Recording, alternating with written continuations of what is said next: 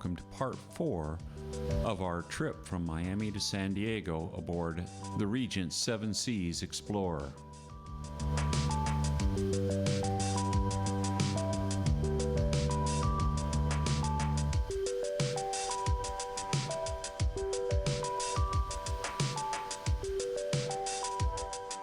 Part 4 is all about the Explorer and our experience aboard the ship.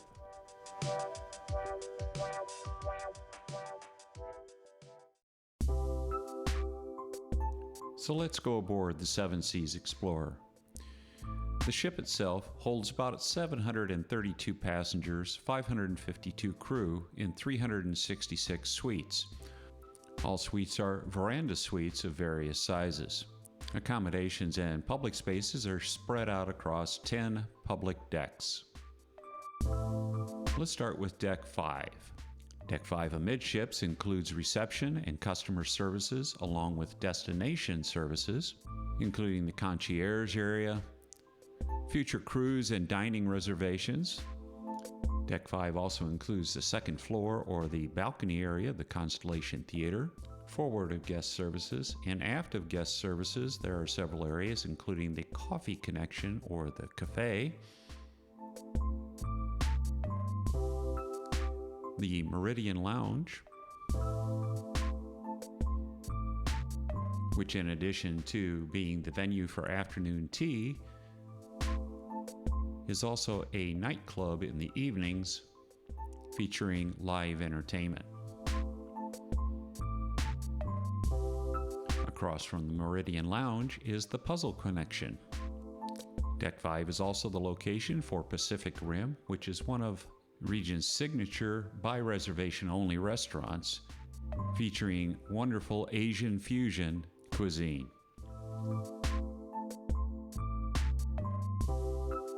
Occupying the aft end of the ship on Deck 5 is the Regent Serene Spa, Wellness and Beauty area with access to the workout center on Deck 6.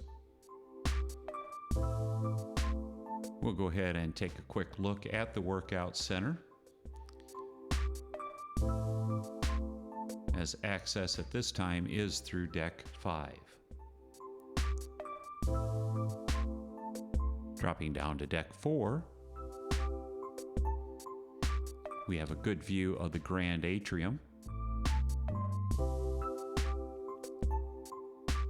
and some of the many works of art that populate the Seven Seas Explorer.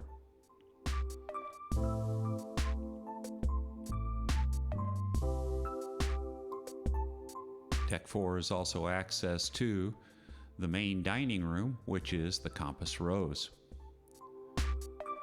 This large, accommodating, and well-appointed dining room never requires a reservation and is open for breakfast and lunch as well as dinner.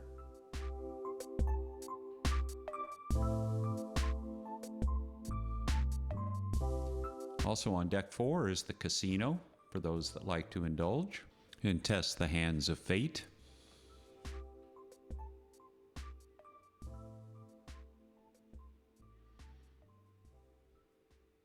And the Explorer Lounge, directly across from the casino, which in the evening features live entertainment,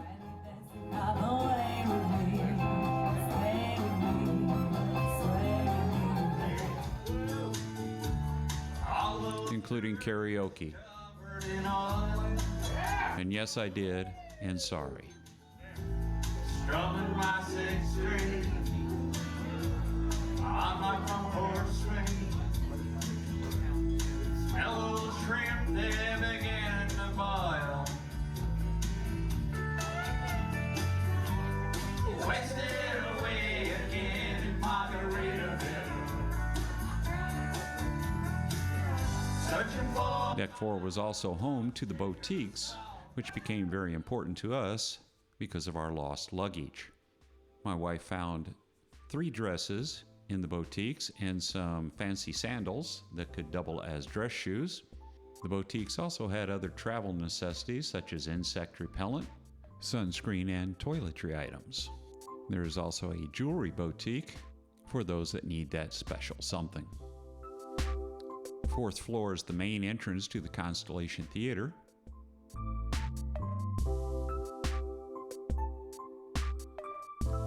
Constellation Theater is where all the main shows were, and also the gathering place in the morning for shore excursions. Jumping to Deck 10, first stop is Prime 7, another Regent signature restaurant that is a steak and chop house.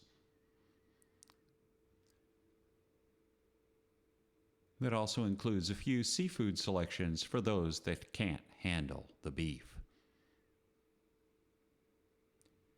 Next to Prime 7 is Chartreuse, Regent's signature French restaurant. Chartreuse is by reservation only and is elegant, well-appointed, with wonderful food and service.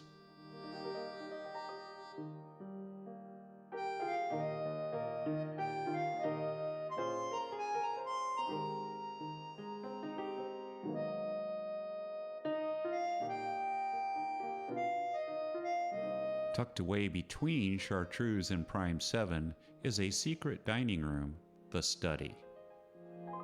The Study is available for hire for those that wish to dine with their friends in an intimate setting. Jumping to Deck 11, also known as the pool deck, we find the very well-appointed pool area that includes 2 hot tubs as well. Over in the corner, you can see the pool bar, one of the many bars and lounges on the ship. In the forward area of the ship is the observation lounge, and was a good venue for before or after dinner drinks.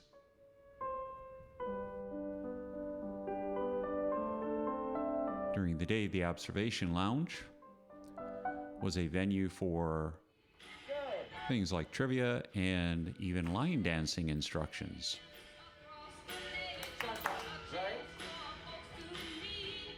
March your box. And turn. To the right. Good. Stand up. In the evening, it was for drinks and piano music. Wondering you your need for greed or hunger.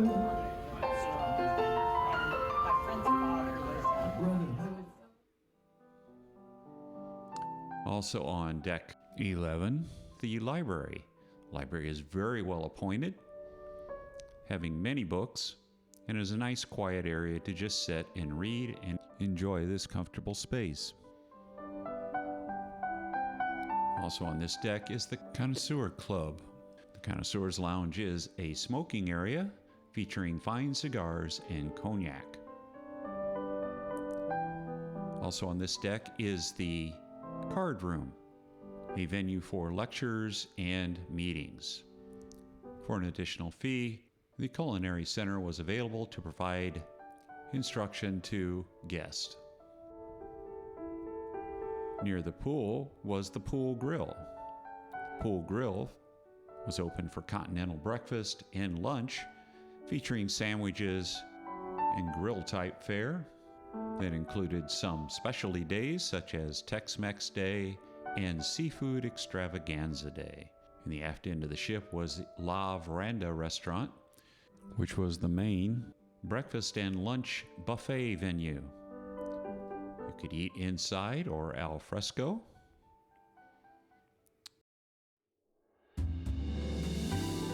In the evenings, La Veranda changes into Sette Mari. Sette Mari is Regent's Italian restaurant, no reservation needed. I love Italian food and found the fare fresh and delicious.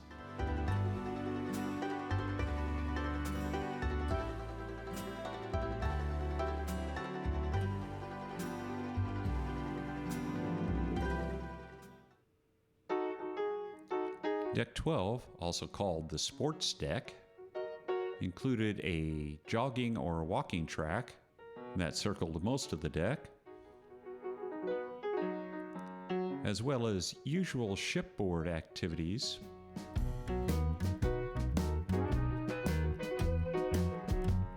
It included plenty of sun loungers,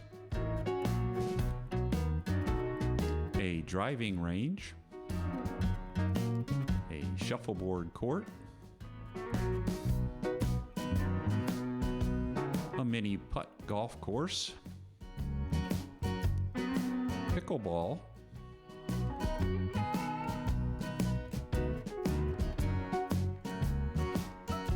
and a bocce ball court.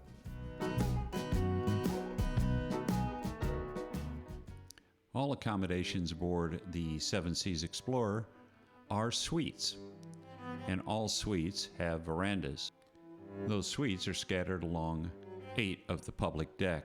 They're all good size, starting at around 300 plus square feet for room and veranda, and jumping into separate bedroom type suites at over 600 square feet,